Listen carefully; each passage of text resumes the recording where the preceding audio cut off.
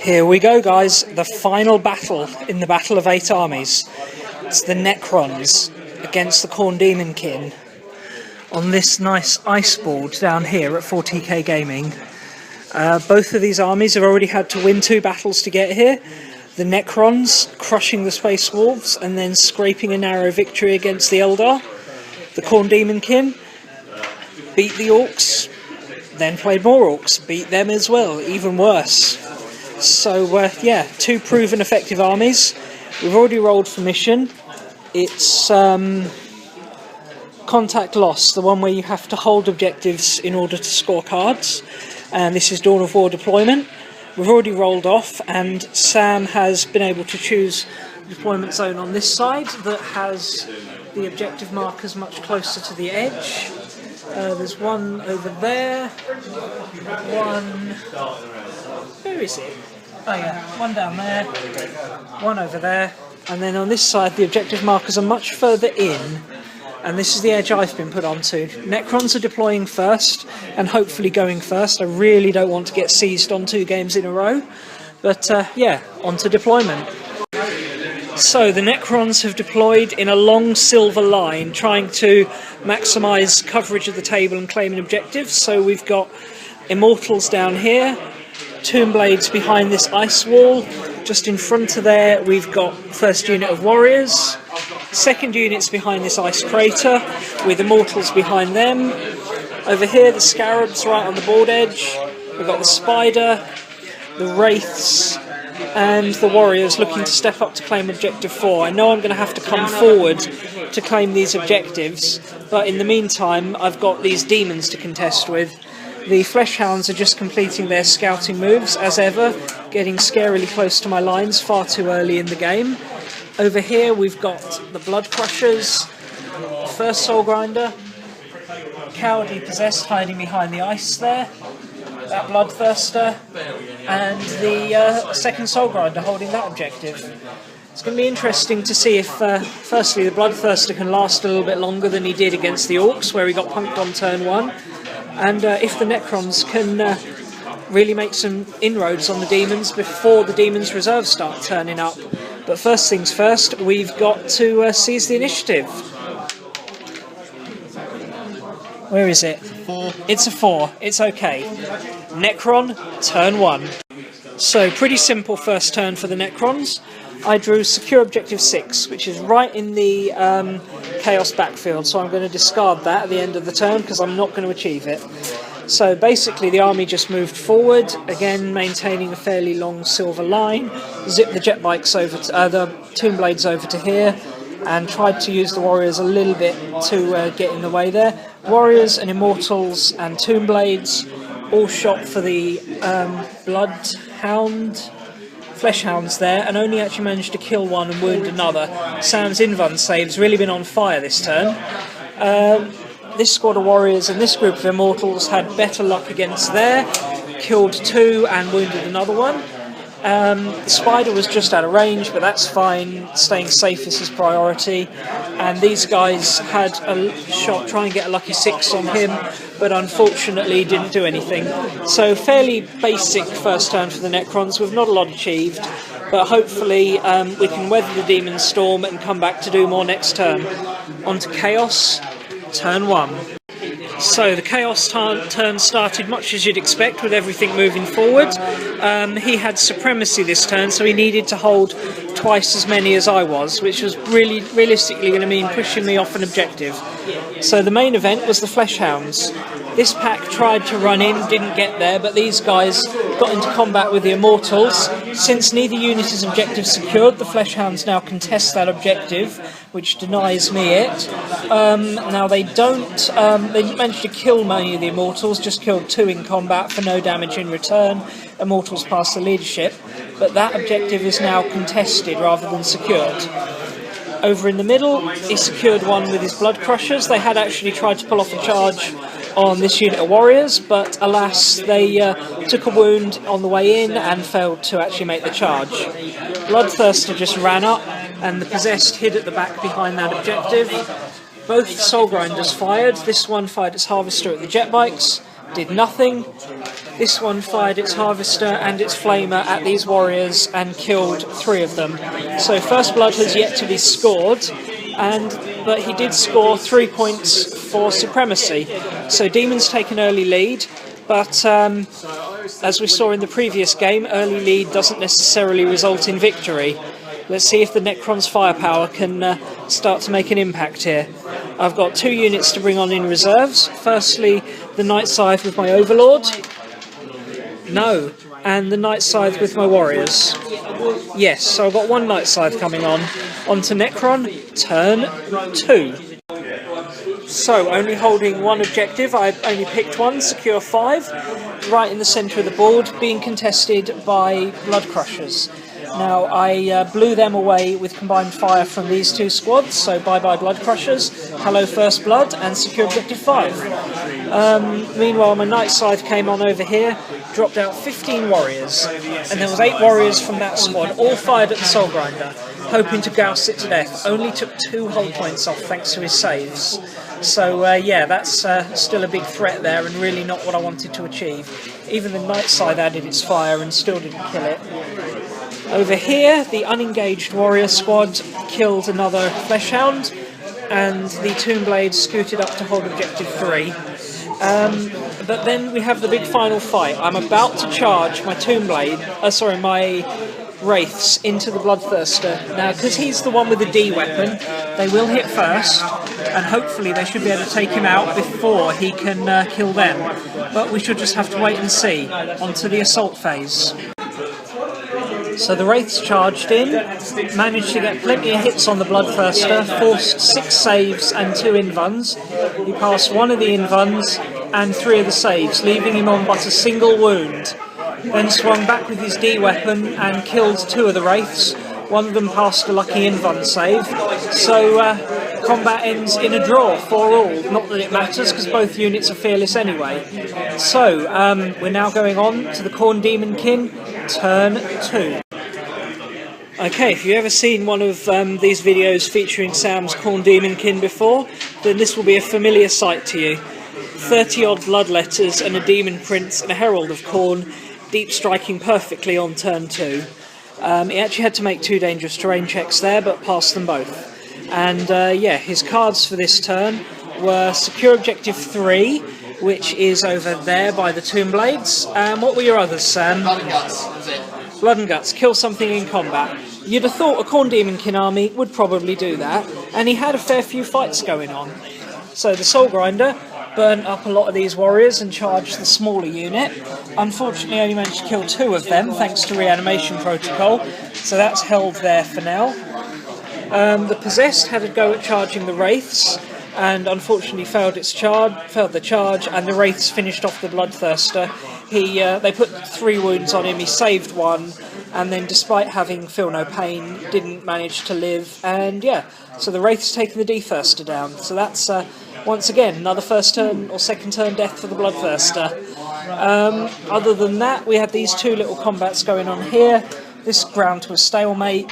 And over here, the Tombblades actually beat the Fleshhounds by 1 in combat, but Fleshhounds are fearless, so they're not bothered. So, and the Soul Grinder tried to charge these warriors and failed to get in. So, yeah, Khorne Daemonkin and Necrons both had it interesting there. I seemed to suck with my reanimation protocols. He sucked at actually killing anything in combat.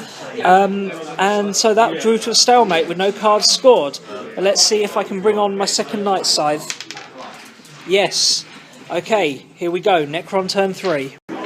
So start of turn 3, I went to draw my objectives and realised that actually all the objectives that I'm holding are contested. This one down here, contested by the Fleshhounds. This one up here, contested by Fleshhounds. This one here, contested by Bloodletters, and this one here, contested by the Soul Grinder. So, yeah, no objective cards for the Necrons this turn, so it's just about doing damage and getting some cards for next turn.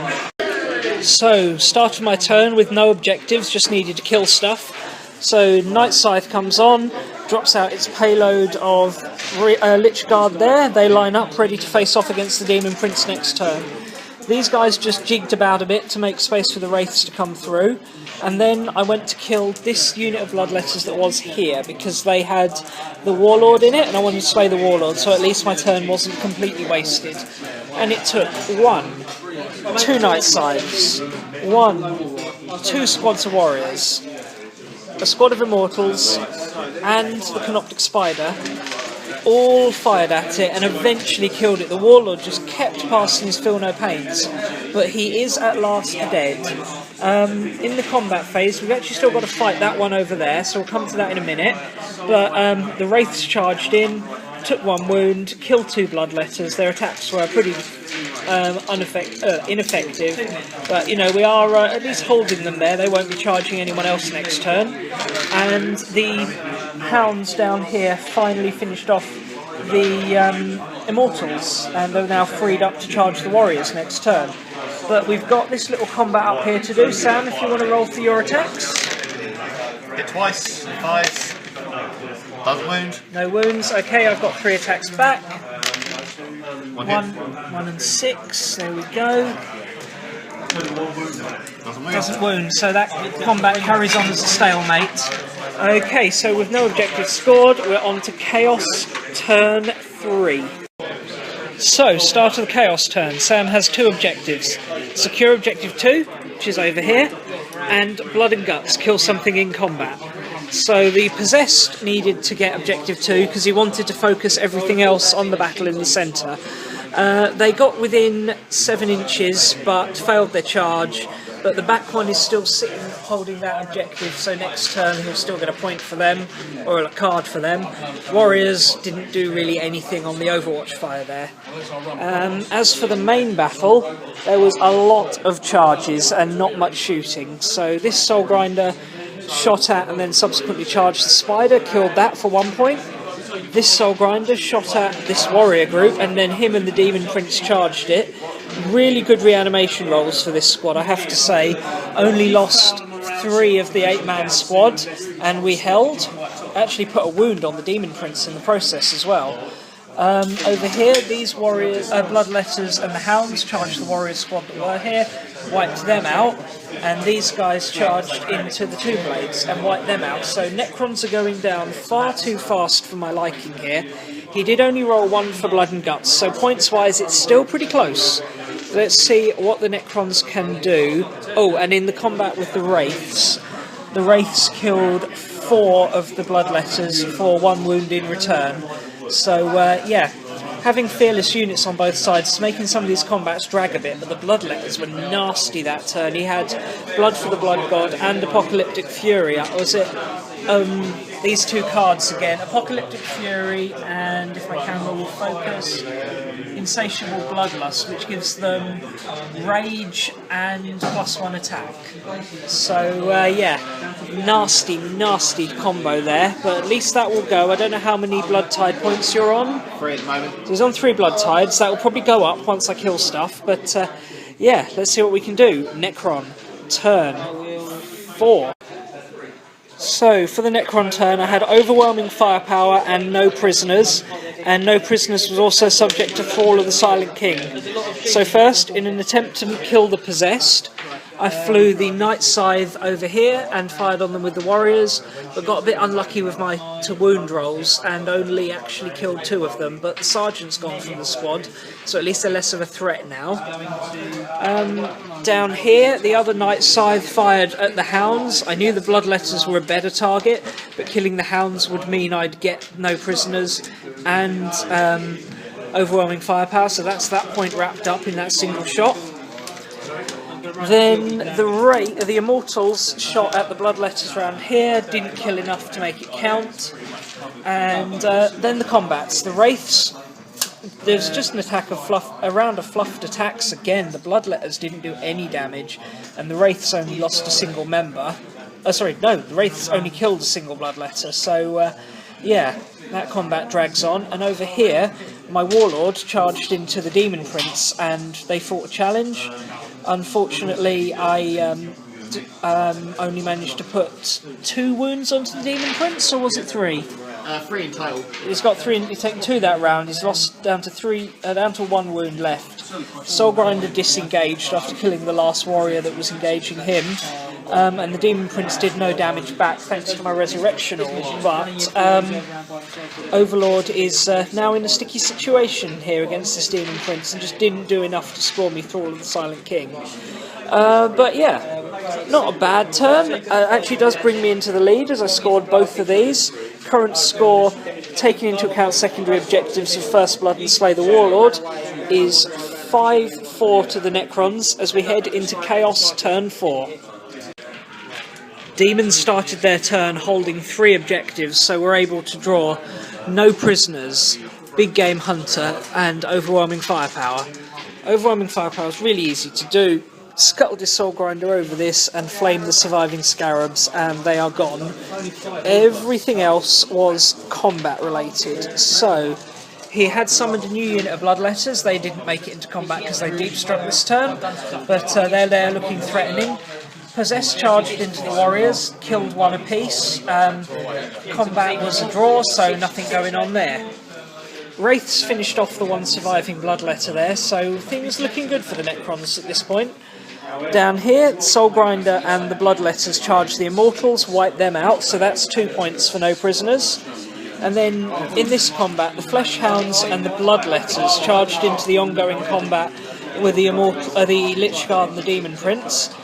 Demon Prince put 1 wound on the Overlord, who then struck back and slayed the Demon Prince. Hounds attacked the Lichguard, did nothing. Lichguard killed 1 hound and 3 Bloodletters in return, and then the Bloodletters killed 5 warriors. All in all, drawn combat, but the Demon Prince is out of there. And the Wraiths are now freed up. I need to do a consolidation for them. As for points, Sam scored no prisons for D3 and proceeded to roll a 6.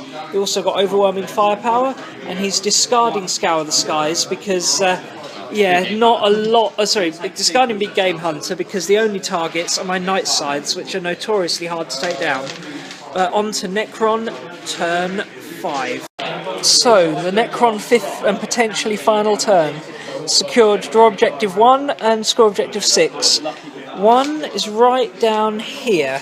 So in order to do that, I pulled my Wraiths across. I was hoping to wipe this warrior squad out and then consolidate onto the objective, but unfortunately all I conceded in doing was at least pulling them off 3. I killed a good chunk of them for no damage in return, so I should get that next turn, but for now that's a little bit of a nuisance. Over here, the fight between the warriors and the possessed carried on. Killed another warrior for no possessed, so again, stalemate. Warriors passed their leadership 9.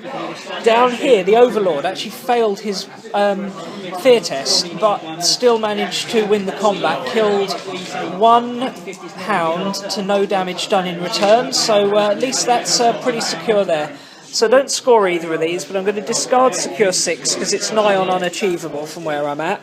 And we go on to Chaos turn 5.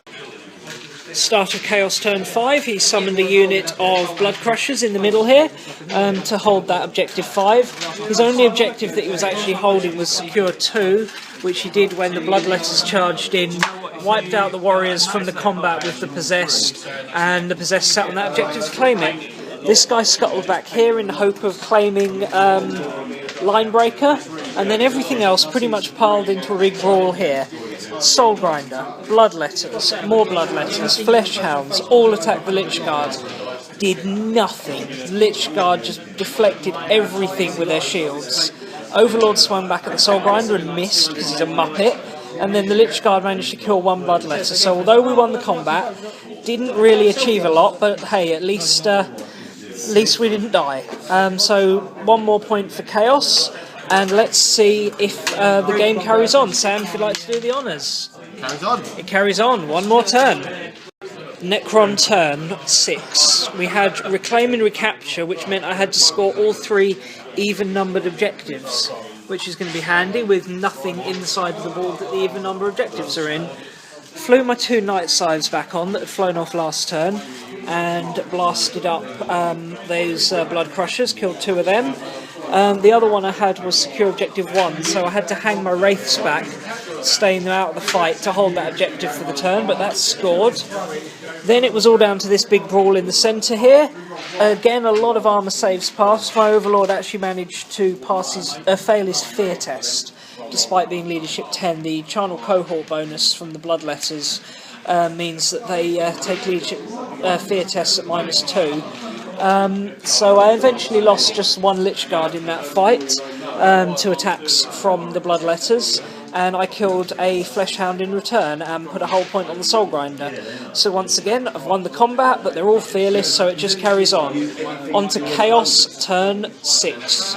Start of the 6th turn, Chaos were only holding a single objective, which allowed them to draw 1 card. Psychological Warfare. Movement phase was mainly focused on getting units to objectives. The Bloodletters down to this one, and the Skull Crusher onto this one here. So he's holding more should there be a 7th turn. This Soul Grinder fired its Harvester, which turns out can have Skyfire if it wants to, at this Night Scythe. Jinked, but it didn't save me, took 2 hull points and left me stunned for the next turn. And then the big combat. The Soul Grinder killed another Lich Guard, and the Overlord put 2 hull points on the Soul Grinder, but he saved both of them. And the Lich Guard failed to actually kill anything this time around, lost the combat but passed the leadership. This could be the last turn. Sam, roll the dice. It ends! It ends. We've counted up the points already. The Necrons are holding 4 objective cards, First Blood and Slay the Warlord for 6. How many are you holding, Sam? I've got Supremacy and No Prisoners, which is 6 because of Deep Freeze. Yep. And then I've got 3 others, so I'm at 9 plus Linebreaker. So it's a Chaos win. Thank you very much. The Khorne Daemonkin have won the Battle of 8 Armies. Victory to the Blood God. And that was the Battle of 8 Armies. Congratulations to Sam and his Khorne Daemonkin for their excellent victory there. Now granted, they had 2 fairly straightforward opening games against Orcs and then Orcs, which aren't the strongest codex around, but certainly the second game with those custom mega cannons really reaping a toll on the demons. They proved to be a very resilient force against that. And then in the final, they actually managed to beat Necrons in a war of attrition. I mean, as the game went on, it was just losing Necrons far too fast despite their resilience, and the demons just not going down. I mean, you don't think of a Bloodletter as a particularly resilient opponent with toughness 3 and a 5-up invuln, but when you've got 40 of them and they are got feel no pain most turns as well, they become really solid. Especially with the -2 to the fear test that he gets for the Charnel cohort formation, meant that it was much harder for me to hit his Bloodletters. So really well played there. He's taken a codex that isn't particularly rated as one of the overpower ones. You know, people don't fear Khorne Daemonkin the way they do Tau or Eldar or even Necrons, but Sam has taken that book and made something really solid out of it. And yeah, the Battle of 8 Armies as a whole was a great success. We really enjoyed playing it, and I know it's generated a lot of likes and a lot of interest, both from people around the world via YouTube, but also people who've been you know, there and sort of in the club as we've been playing the games have shown interest in it, to the point where we're now planning to run another one. But this one's going to have a bit of a difference. Rather than me having 4 armies and Sam having 4 armies, we're going to just have 1 army each, and we're going to have 6 other guys come and do it as a proper 8-player knockout tournament.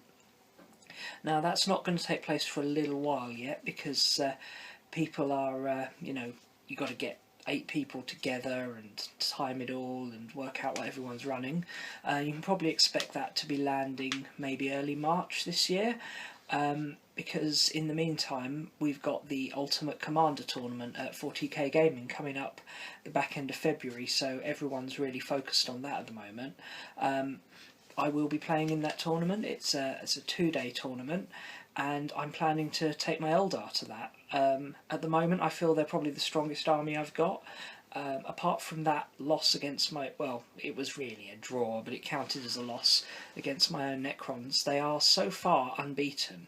Now, granted, they've not played against the Khorne Daemonkin yet, which will certainly be a very interesting battle. Look forward to that coming up on the channel in the next few weeks, hopefully. But yeah, I'm going to be focusing on them for about the next month. It's actually a month to the day as I'm recording this that that tournament's taking place. So yeah, keep your eye out on this channel for more Eldar stuff as I prepare for that tournament. Probably going to do a few Batreps and maybe some Tactica as well as I really hone my skills with the Eldar. I think some Tactica articles may be in order. I've also got a couple of new units coming along. Add in some Wraithguard in there, which should be good fun, and working on some Swooping Hawks and a Spirit Seer as well that I might be including. Haven't fully finalised the list yet, but got a rough idea what I'm taking. But anyway, keep an eye out for more of that coming, and thanks again for watching this. And yeah, if this is the first of the Battle of 8 Armies missions you've seen, then well, you've come in at the end, but check the link in the description for the introduction, and this will be all in a playlist so you can see the other ones as well. Thanks a lot. Bye.